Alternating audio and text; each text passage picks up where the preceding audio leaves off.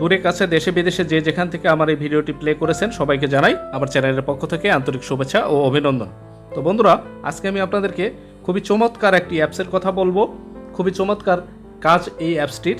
সেটা হলো, আমরা বিভিন্ন সময় অ্যান্ড্রয়েড ফোন দিয়ে বিভিন্ন মুহূর্তের ছবি তুলে থাকি এবং এই ছবিগুলো হঠাৎ করে যখন আমাদের ফোনের মেমোরি ড্যামেজ হয়ে যায় বা ফোন হারিয়ে যায় বা ফোন নষ্ট হয়ে যায়, তখন কিন্তু এই ছবিগুলো আর খুঁজে পায় না।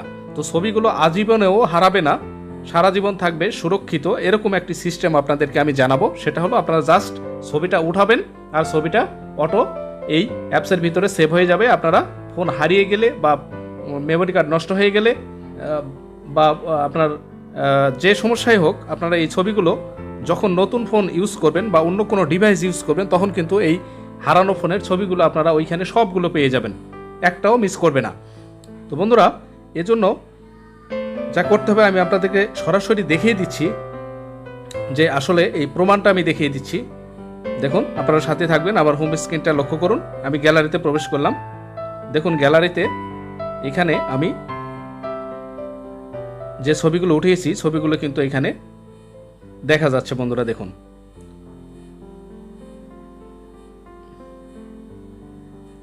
এই গ্যালারি থেকে এই যে এই দুটো ছবি আমি আপনাদের সামনে এখান থেকে ডিলিট করে দেব। আপনাদের ছবি যদি ডিলিট হয়ে যায় বা রিসাইকেল বিন থেকেও যদি হারিয়ে যায়, তারপরও ছবিগুলো পেয়ে যাবেন। দেখুন, এখানে প্রথমে একটা ডিলিট করে দিলাম, এরপরে আরেকটা ছবি এখান থেকে ডিলিট করে দিলাম। এবারে আবারও ব্যাকে আমি আপনাদেরকে দেখিয়ে দিচ্ছি গ্যালারিতে, যে গ্যালারিতে এই ছবিগুলো রয়েছে কিনা। দেখুন বন্ধুরা, গ্যালারিতে কিন্তু এই ছবিগুলো পাওয়া যাবে না। তো এই ছবিগুলো এখন কোথায় পাবো? একটা অপশন আছে রিসাইকেল বিনে, আর একটা অপশন আছে ফটোসে। তো রিসাইকেল বিন তো আমার প্রশ্নই আসে না। আমার ফোনটি যখন হারিয়ে যাবে বা আমার ফোনটি যখন চুরি হয়ে যাবে, আমার ফোনটি মেমোরিটা যখন নষ্ট হয়ে যাবে, তখন আর রিসাইকেল বিন আপনি পাবেন কোথায়? তো যাই হোক, ফোনের হোম স্ক্রিন থেকে আমি সরাসরি ফটোসে প্রবেশ করলাম। তো ফটোসে প্রবেশ করে দেখুন, আমি যে দুটো ছবি ডিলিট করে ফেলেছি সেই ছবি কিন্তু এখানে দেখা যাচ্ছে। শুধু তাই না, এখানে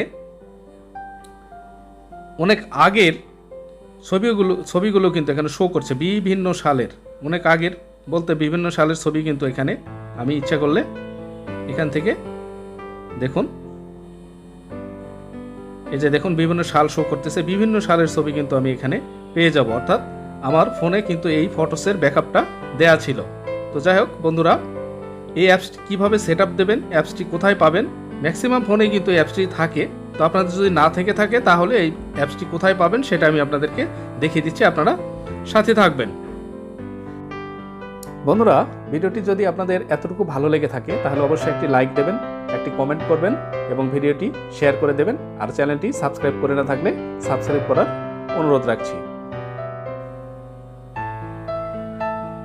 বন্ধুরা, অ্যাপসটি আপনারা কোথায় পাবেন এটা আমি দেখিয়ে দিচ্ছি।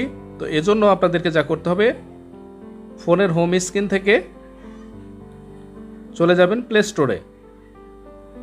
তো প্লে স্টোরে যাওয়ার পরে সার্চ বারে গিয়ে লিখবেন ফটোস লেখার পরে উপরে যে অ্যাপসটি, এই অ্যাপসটি আপনারা ইনস্টল করে নেবেন। ইনস্টল করে নিয়ে ওপেনে ক্লিক করে দেবেন। তো এরকম একটা ইন্টারফেস শো হবে। এখান থেকে সরাসরি আপনারা অ্যালাউ দিয়ে দেবেন, টার্ন অন ব্যাকআপ ক্লিক করে দেবেন। ক্লিক করে দেওয়ার পরে একটা জিমেল অ্যাড্রেস এখানে শো করতেছে, আপনারা এই জিমেল অ্যাড্রেসটি দিয়ে দেবেন। এরপরে কনফার্মে ক্লিক করবেন। এরপরে নেক্সট, আবারও নেক্সট, ডান। এখানে দেখুন,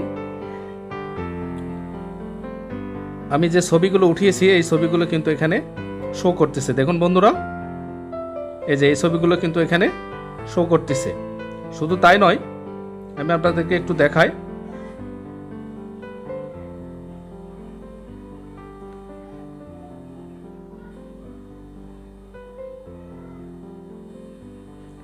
এখানে বন্ধুরা